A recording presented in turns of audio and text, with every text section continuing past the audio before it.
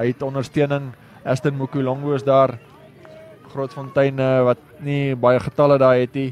En Justin Newman hou die bal beskikbaar. Aston Mukulongo, hy het die 3 daar so.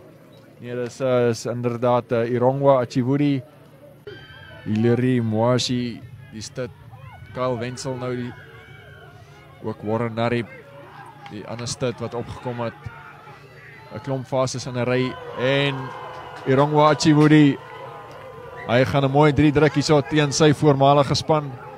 Dit is Kurus, Rayshon Shumbe, na Jatamson van 'n berg.